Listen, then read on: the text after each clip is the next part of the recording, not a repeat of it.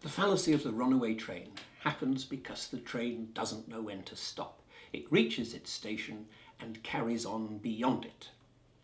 The fallacy is committed when an argument in favour of a particular course of action would support more of that course of action. If you're going to stop, you need an extra argument to show why you're going to stop. It's quite possible that lowering the speed limit on our highways from 70 miles an hour to 60 miles an hour would indeed save lives, and people have proposed it for that reason. But if your aim is to save lives, you'd save rather more lives at 50 miles an hour.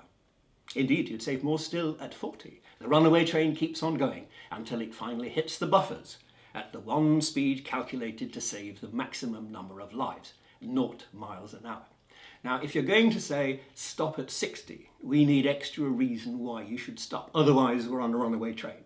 We need to say things like, we have to balance the convenience of being able to move people and goods around at reasonable speed versus the possible risk of accidents being caused at some stage in this. We can't just say it saves lives, therefore lower the speed limit. Britain has a national health service which we all pay for. Some people say, well, we have a right to ban smoking because smokers cost us all money for their health care. Well, yes, it might even be true. But remember that if the aim is to save the NHS money, why should the train stop at smoking? What about cutting out refined white sugar? What about stopping people eating saturated fats? Some people go mountaineering and get injured. That costs the NHS money.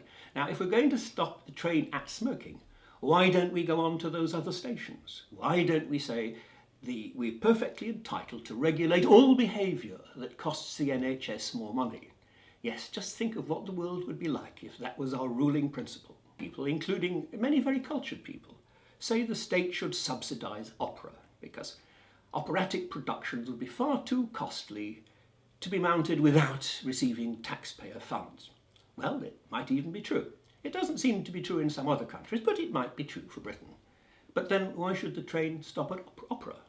Aren't there other worthwhile and enjoyable activities, of which this is also true? And then the train moves on past opera, and it goes past Sonnet Lumiere concerts, it goes past Civil War reenactments, it goes past a whole load of stations down the line.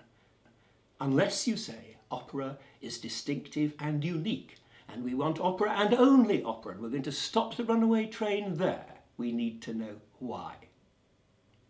When you meet with a runaway train argument, to combat it you need only point to stations further down the line, stations that people might not wish to visit. Rich parents give their children an advantage by buying them books, by taking them on foreign holidays.